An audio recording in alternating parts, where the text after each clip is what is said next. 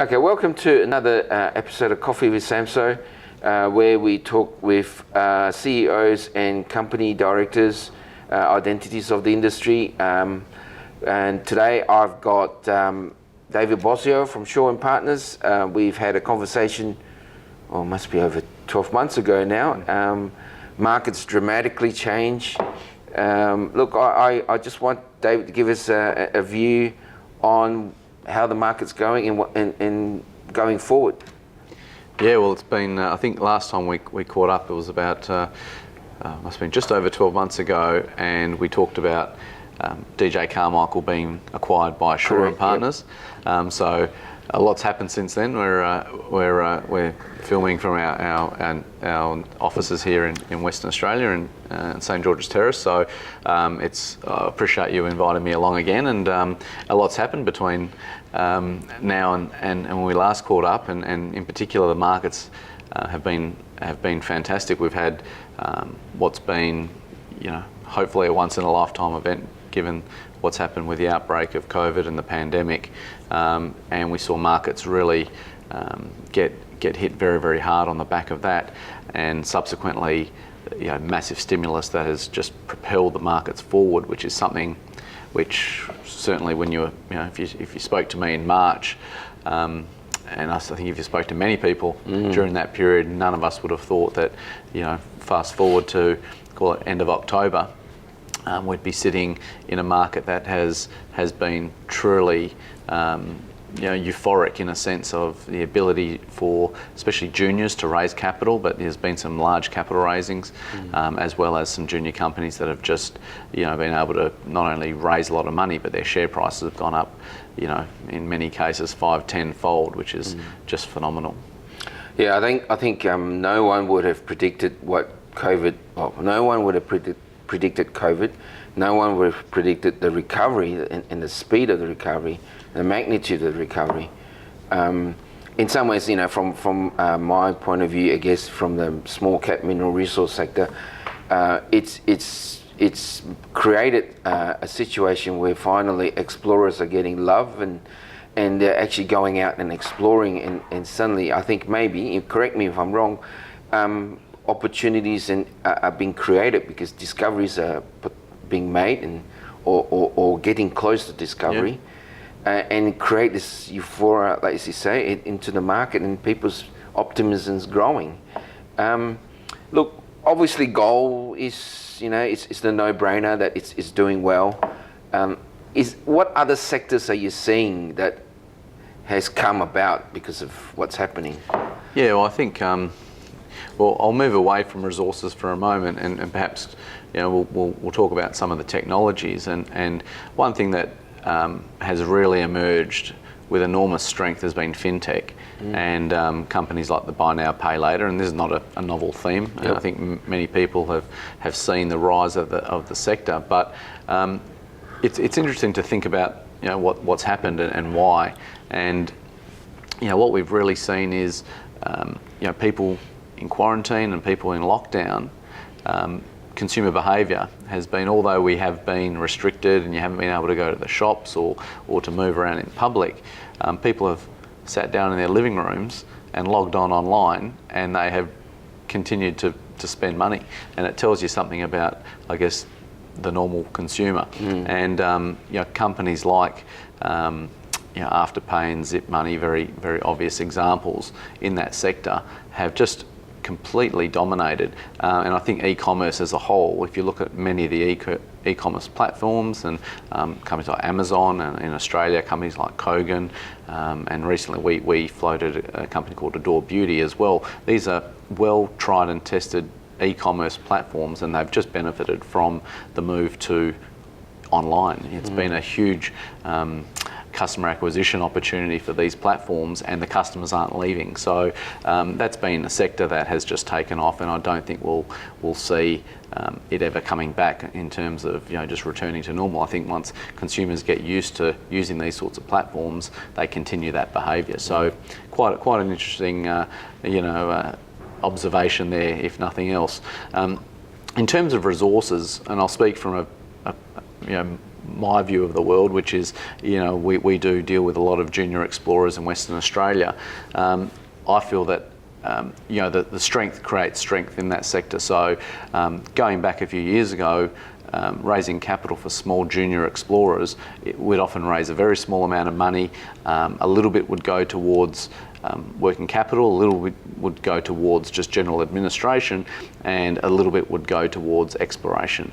The difference now is these companies have been able to raise a lot more money, and the majority of that money is going in the ground. So the exploration spend is like never seen before in the junior sector, and that's across gold, nickel, copper, all commodities, all metals, etc. So, and what we have seen, I think we've started to see a lot more discoveries being made, and I think that's natural. You'd expect that, given the quantity of meters going into the ground, the quantity of activity and exploration is very, very high. So it's natural to see some results coming through, and I think the investor market is starting to catch on to that, and you can see companies that are being active, that are drilling, etc., are getting a lot of retail money flowing into those stocks at the moment.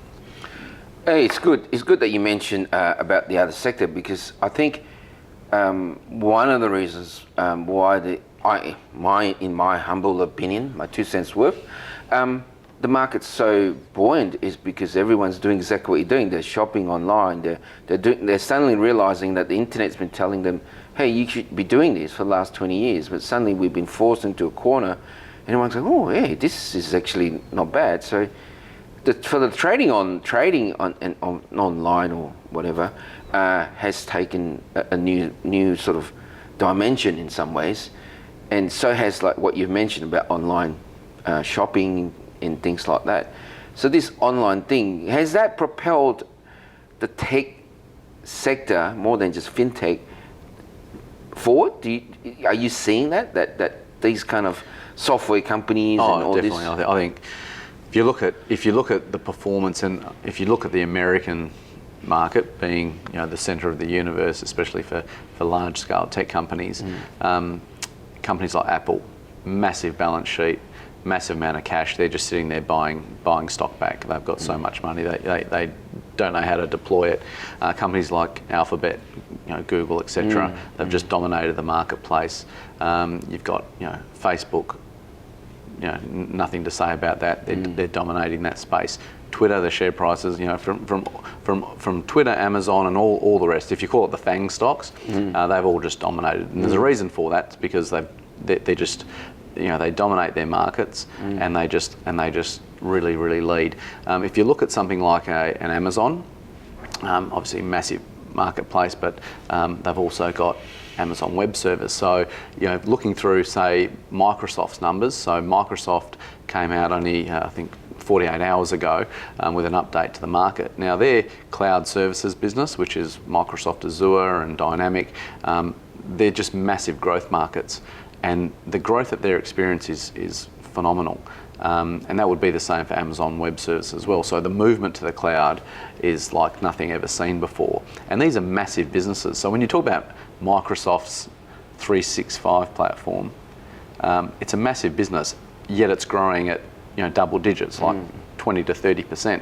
That's a huge business that's growing rapidly. So the movement to the cloud and the movement to you look at work from home and all the rest of it, it just makes so much sense that those services are just in demand. As a side note, you would have seen Ant Group, which is Jack Ma's new IPO. I think it was something like 800 times oversubscribed on the retail offer. Raising $34 billion, phenomenal, just absolutely phenomenal. And it tells you what sort of demands out there from not only retail but from institutions for large-scale technology opportunities. How do people like your local guys in WA and Australia, how do you participate in that growth? Obviously, I mean, I myself have been from a resource background. Now I'm dabbling more into this sector because I can see what you've just described. This magnetic shift to more technical, more online, and everything else. So I've got my few small caps.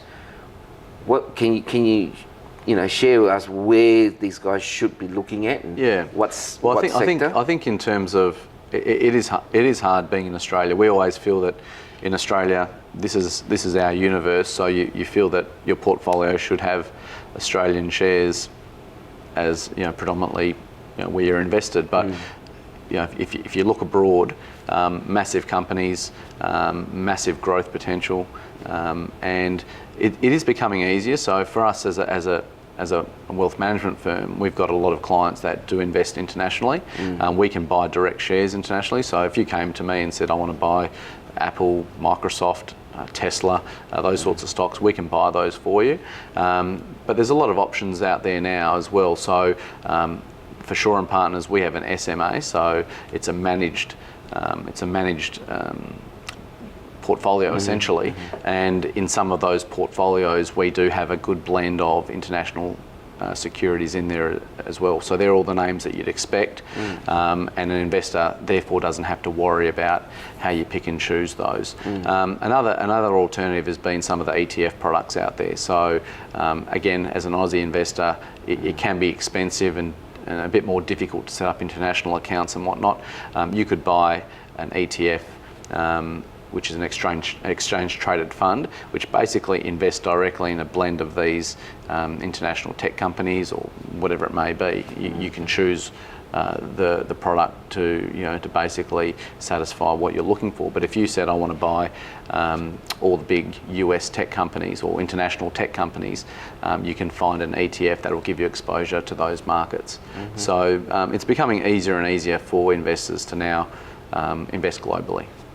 International stocks, one thing. How about the local stocks? Is there, the Aussie tech firms, which gets a bit sort of ignored, or not say ignored, a bit too strong a word, but they sort of don't get the limelight as much as, especially here in Perth. Everyone's a resource. Every second word's a resource stock. But where are the areas, the local counters that people should be looking at?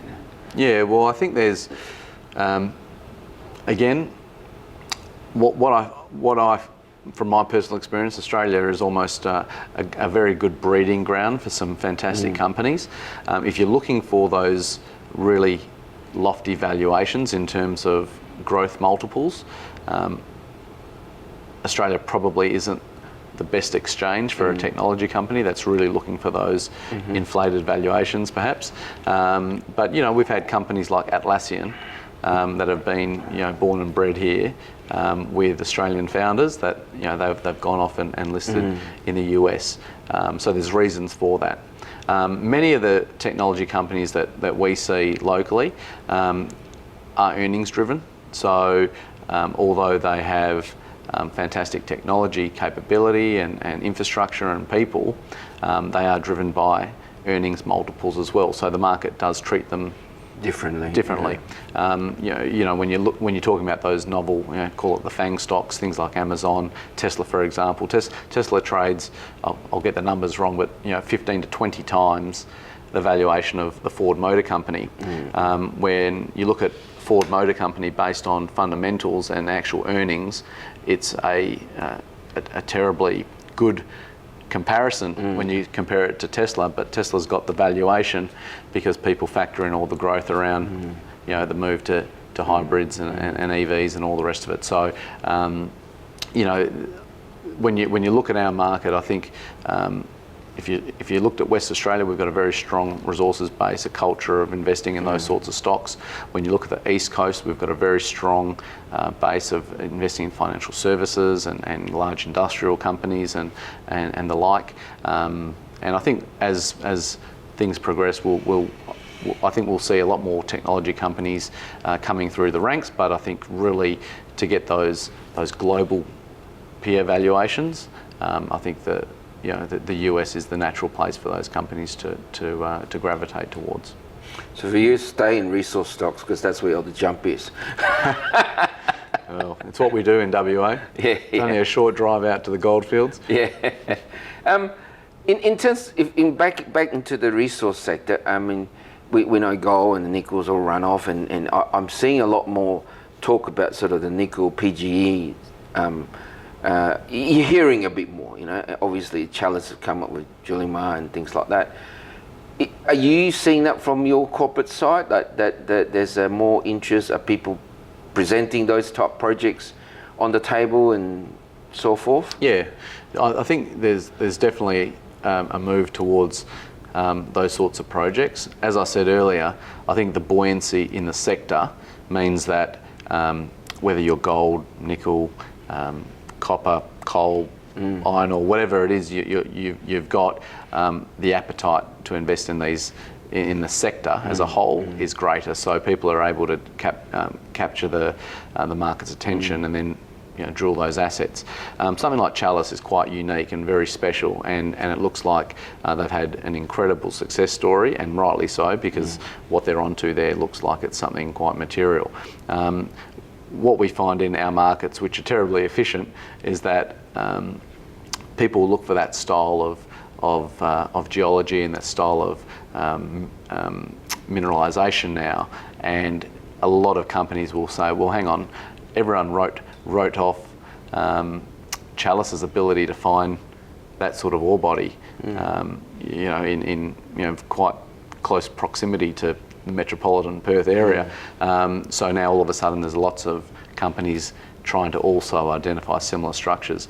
Again, I'd say many of them will try and probably be unsuccessful, but all it takes is a handful to be successful, and it really builds the sector. And we've seen it in my career. I've seen it a number of times, but companies like Samphire, they started a real land rush around their flagship Dulgana process, where their success really brought a lot of money and a lot of attention to that sector around trying to chase copper targets. And there was also Sirius that had their fantastic discovery as well, now owned by independents, and that also started a real land rush in the Fraser Range as well. So I think we're seeing a little bit of that now around Julimar, the Julimar discovery, and but I certainly wouldn't be surprised if we start to see more of those discoveries, given the money's there now to go and target them and drill them. I think that's the best thing about the excitement in the market, is that the inflow of money into the exploration sector to go for that punt, whether find another Julimar or another Sirius or another Samphire story. I think that's, as we know over the years, many stories have made idiots out of myself and my peers, and a friend of mine said, at $1.10 he thought Samphire was fully valued. But in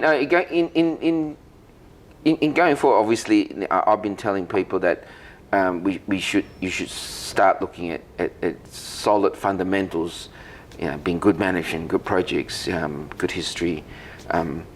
Shaw and Partners is a national firm, and obviously you guys have towed the line that quality is better than quantity.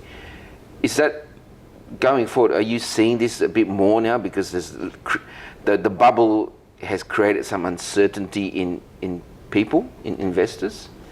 Yeah, I think investors at the moment are still quite euphoric, and there's certainly a lot of investor demand out there.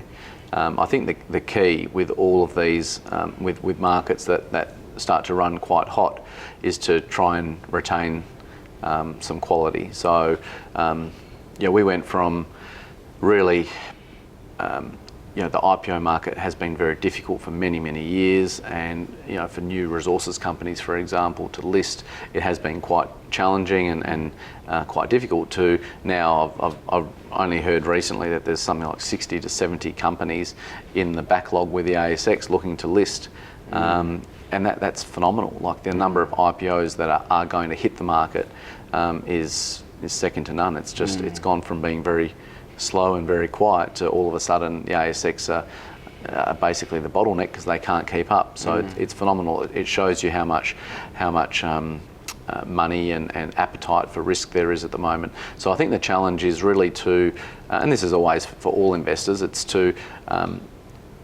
understand the difference between early stage assets that are just running on hot money as opposed to those that have got real potential, quality management, etc. So that's always the challenge. It's trying to, stick with the companies and the people that are really going to make it through any boom and bust cycle, because as we see, there's always a few standout companies that really emerge from any one cycle. Many others fall by the wayside, and investors can get caught if they're on the wrong side of it, but at the moment it feels like the demand is still very, very strong. In terms of how you guys, your peers in this industry, the broking industry, how's Shaw and Partners travelling? I mean, you guys are 12 months old, I guess, in some ways. Well, in West Australia, Australia, we've been here for actually 5 years, but we had our greater expansion, say 12 months ago.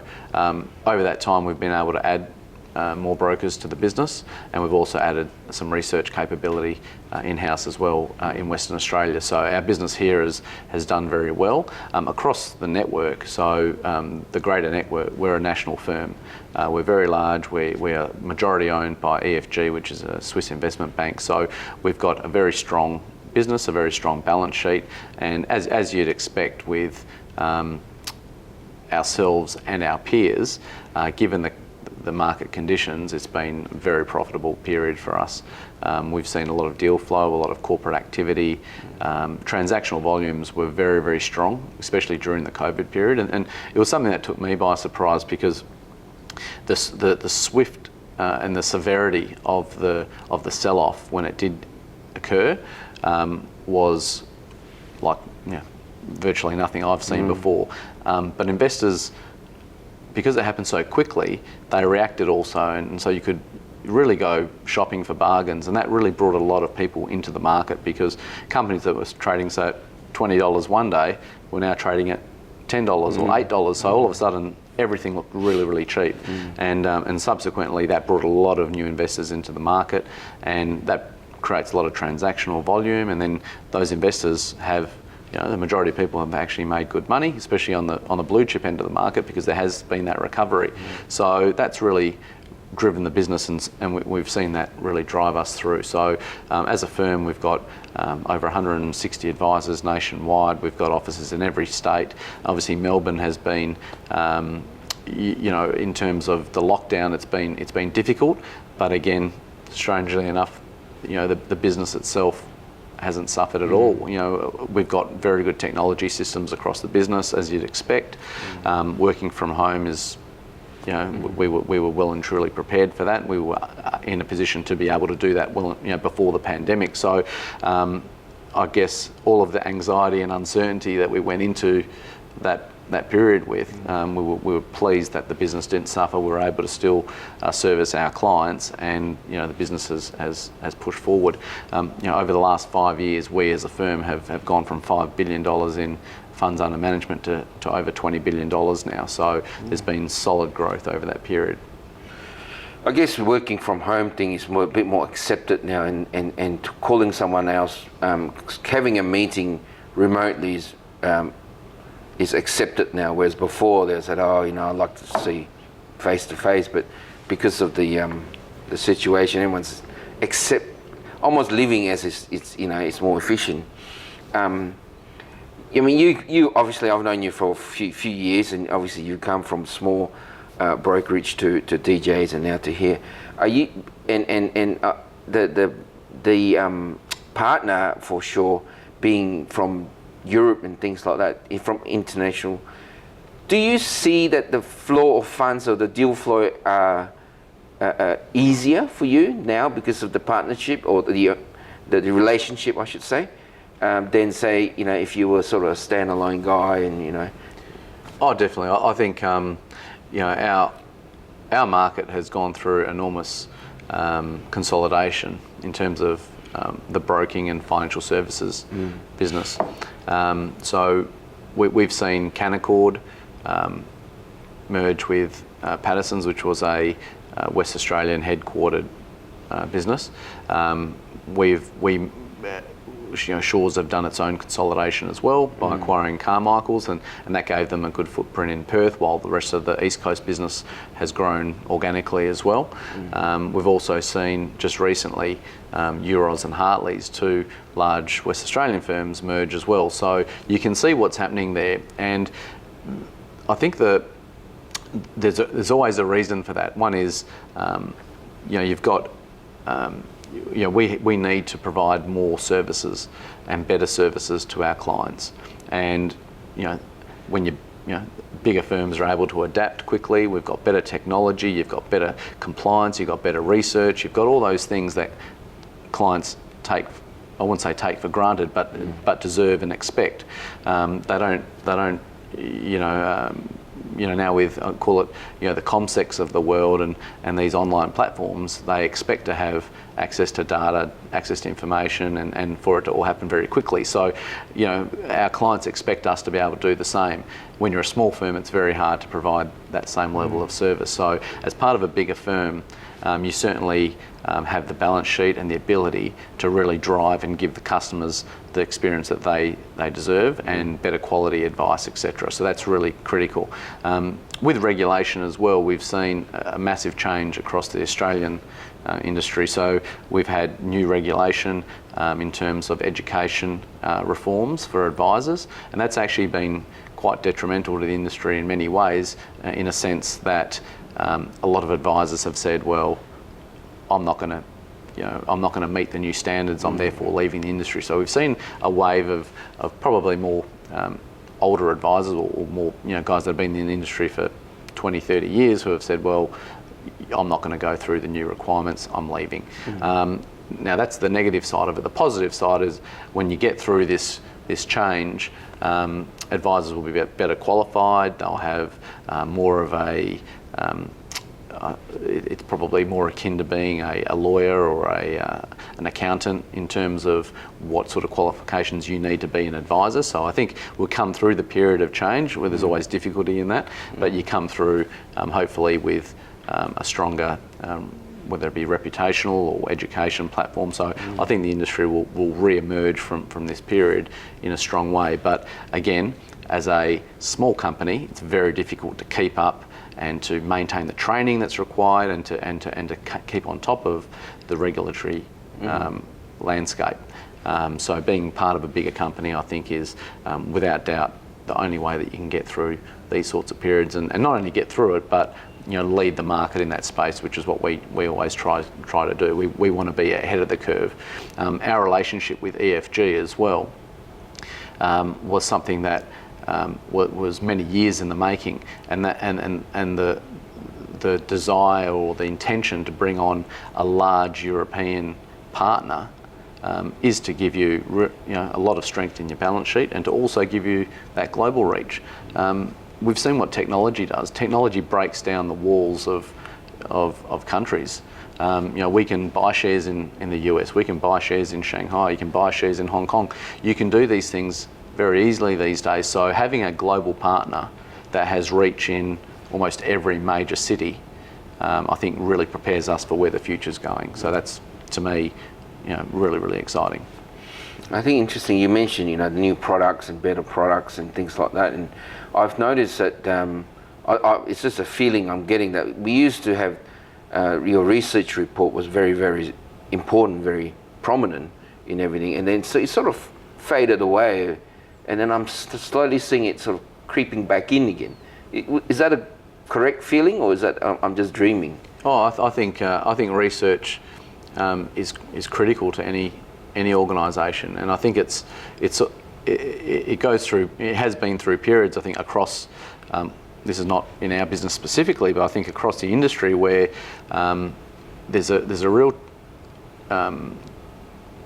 risk that research just becomes a stamped document, and it becomes just a commodity that people kind of just give no value to. Yeah. The key for firms and the best firms, their research is like gold. It's very, very valuable. There's you've got your smartest people in your firm are working on creating pieces of research that advisors can then digest, understand, and help their clients to make investment decisions with that. So that really underpins a firm. And when you talk about giving good advice to clients, I know a lot of our clients find the research invaluable. You don't always know if they're reading it unless they tell you, but often they'll say, hey, I picked up that note. It was a industry piece about the gold sector, or it was a industry piece about technology stocks, or whatever it may be. And it just creates a lot of value. So the advisors can really speak with authority about certain topics. Clients also appreciate the fact that you're trying to lead the thought process and come up with ideas in some cases, but at least have a view on where industries are headed and where their money should be invested. So for me, it's critical, and it's something that I think all the best firms globally probably feel the same way about. They spend a lot of money on the best analysts, the best chief investment officers, and really building an advisory platform that commands respect, and clients appreciate that. All right. Well, look, viewers, it's just feel free to give us a comment, or I'm sure they will happily take all the comments from you and filter and answer it straight away. But look, David, thanks for giving us time. I know market's open and you're rushing off, but I really appreciate you giving me time and having a nice chat and giving us your thoughts on where the market is. Thanks, Noel. All Good right. on you. Thank you. All right.